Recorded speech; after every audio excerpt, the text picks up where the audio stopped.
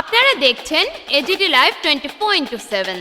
आप देख रहे हैं AGT live 24/7। You are watching AGT Live 24/7. আপনাদের কাছে আবারও আমার কৃতজ্ঞতা জানাই। দাবি দাওয়া নিয়ে অনেকে বলেছেন, এখানে রয়েছে সুবোধ দে মহোদয়, সঞ্জয় পাল মহোদয়, সান্নিধ্য দে মহোদয়ের মতো সাংবাদিকরা সম্পাদকরা রয়েছেন।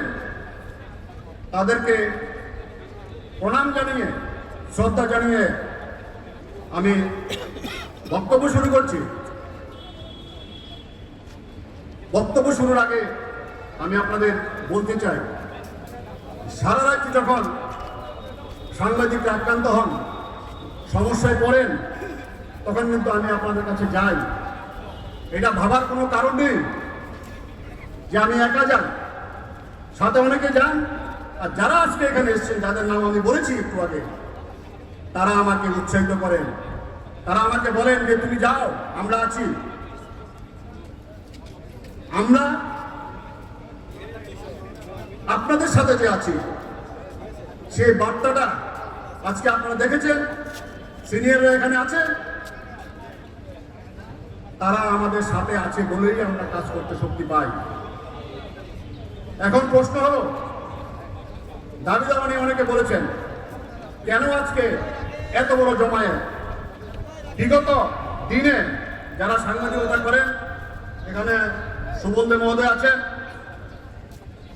হকার অ্যাসোসিয়েশনের যিনি সভাপতি ননীবাবু আছেন, ওনারা এরকম জমায়েত দেখেছেন কিনা আমার মনে নেই, আমি অন্তত দেখিনি। সংখ্যাটা কত আমরা জানিয়েছিলাম 400, কিন্তু সংখ্যাটা এখন আমাদের কাছে আছে, সেই সংখ্যাটা 500 ছাড়িয়ে গেছে। অনেকে ছড়িয়ে ছিটিয়ে আছে, দাঁড়িয়ে আছে রোদ্রে। কিন্তু বন্ধুগণ, কেন আমরা আজকে এই জমায়েতের আয়োজন করেছি? তাহলে একটু অতীতের দিকে যেতে হয়। একটা সময় আমাদের বলা হতো আমরা এই রাজ্যের মোমবাতি সাংবাদিক। আমরা এই রবীন্দ্র ভবনের সামনে প্রায় 6 মাস মোমবাতি জ্বালিয়েছিলাম সুদীপ শান্তনুর বিচার চেয়ে। আজকে যারা আমরা এখানে আছি, তখন সবাই এখানেই থাকতেন। এই আমলে সরকার পরিবর্তনের পর আমাদের বলা হচ্ছে আমরা দালাল গোষ্ঠী, কোন আমলে বলা হচ্ছে আমাদের মোমবাতি সাংবাদিক, কোন আমাদের বলা হচ্ছে দালাল গোষ্ঠী। তাহলে একটা জায়গা বন্ধু পরিষ্কার, আমাদের পথ সঠিক আছে, আমরা সঠিক পথে চলছি। যেখানে অন্যায়, সে প্রতিবাদ হবেই হবে। কোন সত্যি আমি আবারও বলছি, কেউ যদি আমাদের আন্ডার এস্টিমেট করে থাকেন যে আমাদের মধ্যে বিভাজন করানো হচ্ছে, সানির যাত্রায় প্রণব সরকারের মধ্যে বিভাজন করিয়ে দেওয়া হয়েছে, এখন আমরা রাজত্ব করব, এটা হবে না বন্ধু। এই মেসেজটা আজকে এখান থেকে আপনারা নিয়ে যাবেন। আমাদের মধ্যে ডিভিশন করে, বিভাজন করে সাংবাদিকদের দাবিয়ে রাখা যায় না। যদি দাবিয়ে রাখা যেত, তাহলে সাতভুল থেকে, ধর্মনগর, সোনামুড়া, কাঞ্চনপুর থেকে, মোহনপুর থেকে সাংবাদিক রাস্তা এখানে আসতেন না। আপনারা জানেন,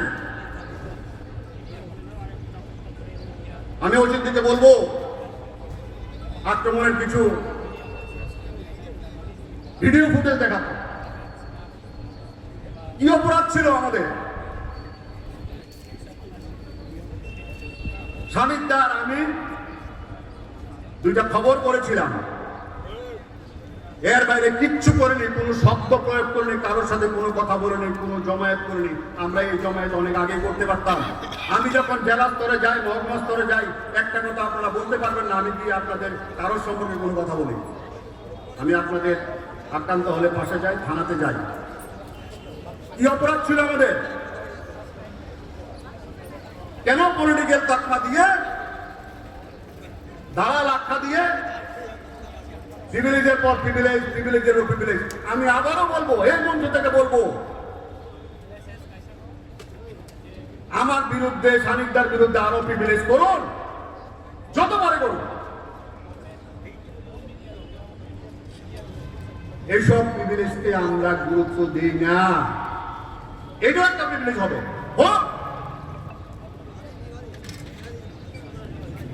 কি করবে? জেলে বেড়াবে। আমি যদি অন্যায় না করি, কেউ বলতে পারবেন না এই সাংবাদিকরা যারা এসছেন কোন ধরনের অন্যায় কাজ, কোন ধরনের 2 নম্বরী কাজ আপনারা শুনেছেন বা আমি করেছি বা আমরা করেছি। কোন অন্যায় করিনি, দুর্নীতি করিনি, কারোর সাথে কম্প্রোমাইজ করিনি।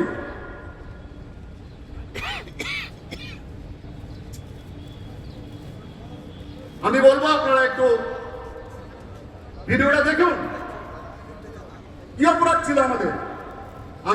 আমরা সুবলদার নেতৃত্বে আমরা রাজ্যের মাননীয় মুখ্যমন্ত্রীর কাছে গেছি।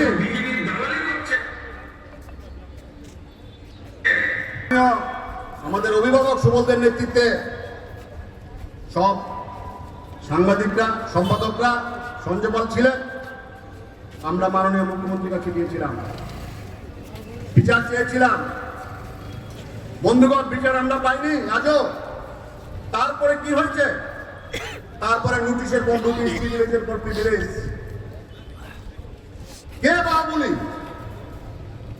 বেশি যদি চ্যালেঞ্জ করে এই জমায়েত, আমরা যিনি যেখানে বলেন সেখানে করে দেখাতে পারি। কারণ এই শহরের মানুষ, এই রাজ্যের মানুষ আমাদের চেনে, যারা বলে ওদেরকেও চেনে। আরেকজন এসছে হারাম বলে, টাইগার নেতা, টাইগার নেতা প্রতিনিয়ত হুমকি দিচ্ছে, প্রতিনিয়ত সোশ্যাল মিডিয়াতে হুমকি দিচ্ছে।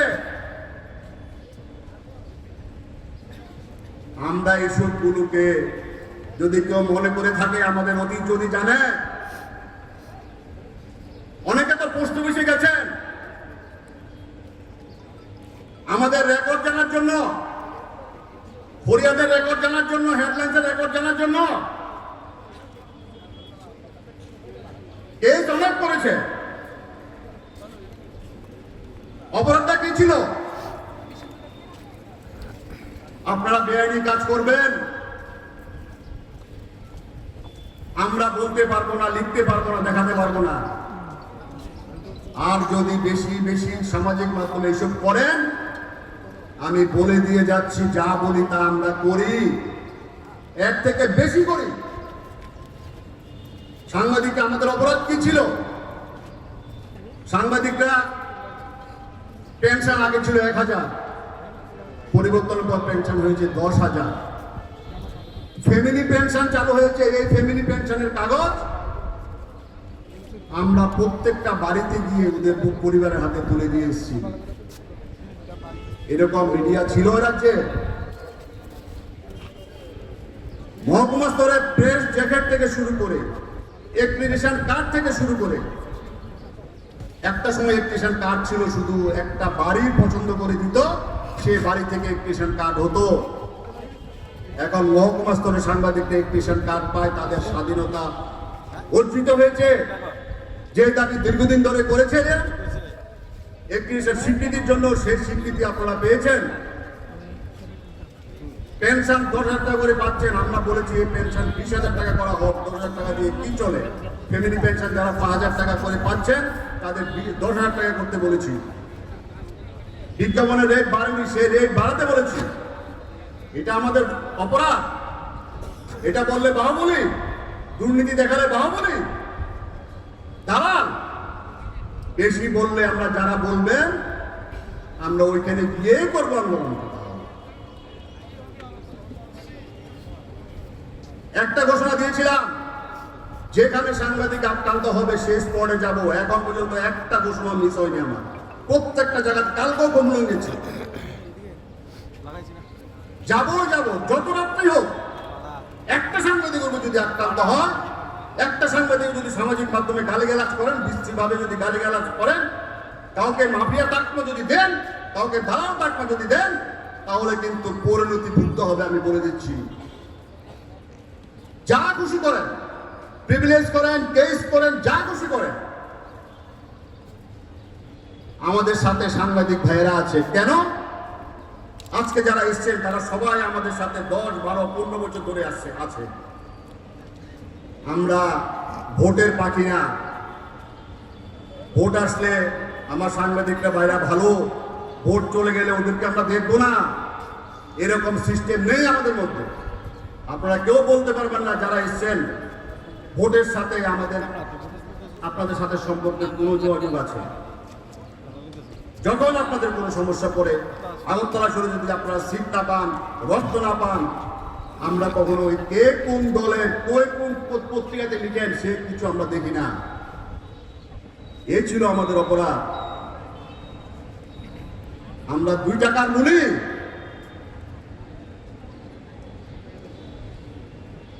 কার সবার অতীত জানি, কার অতীত কি ছিল, এখনো কে কি করছেন। আমরা আগেও যেরকম লিখেছি, আগেও রক্তচক্ষু 2 জন সাংবাদিক হত্যা করা হয়েছে এই রাজ্যে 1 মাসের ব্যবধানে। বিচার হয়েছে, দিল্লি পর্যন্ত গেছি আমরা, বিচার হয়ে রাষ্ট্রপতির কাছে গেছি আমরা, সুবল দাস নেতৃত্বে আমরা রাষ্ট্রপতির কাছে গেছি, কেন্দ্রীয় স্বরাষ্ট্রমন্ত্রীর কাছে গেছি। বিচার হয়েছে বন্ধুগণ, বিচার পেয়েছে ওরা, পাইনি। দিল্লিতে আমরা রাস্তায় এইভাবে দিল্লিতে রাস্তায় আমরা শুয়ে পড়েছিলাম, কারণ আমরা সস্তায় সাংবাদিকদের সাথে থাকি না। আমরা যেটা থাকি, আমরা দায়িত্ব নিয়ে থাকি, আমরা ভালোবাসা দিয়ে থাকি। হ্যাঁ, আপনাদের সবকিছু তো আমরা করতে পারি না, কিন্তু দুঃসময়ে আমরা সাথে থাকি।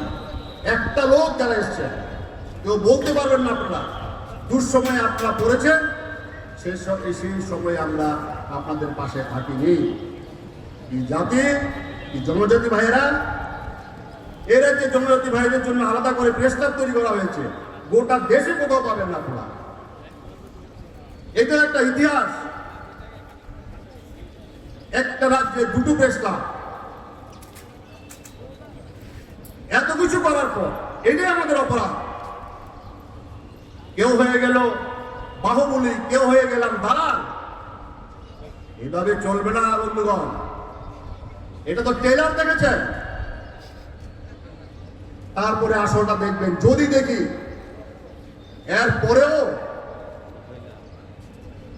আমাদের নামে বলা হচ্ছে, করা হচ্ছে কিছু, মনে করবেন হ্যাঁ আপনারা বলবেন হ্যাঁ আমরা তো ये न्यूज कंटेंट देखने के लिए शुक्रिया। अगर आपका कोई सुझाव है तो हमें कमेंट कीजिए। ये न्यूज कंटेंट देखने के लिए शुक्रिया। अगर आपका कोई सुझाव है तो हमें कमेंट कीजिए। सब्सक्राइब कीजिए AGT Live 24/7। Thanks for watching AGT Live 24/7.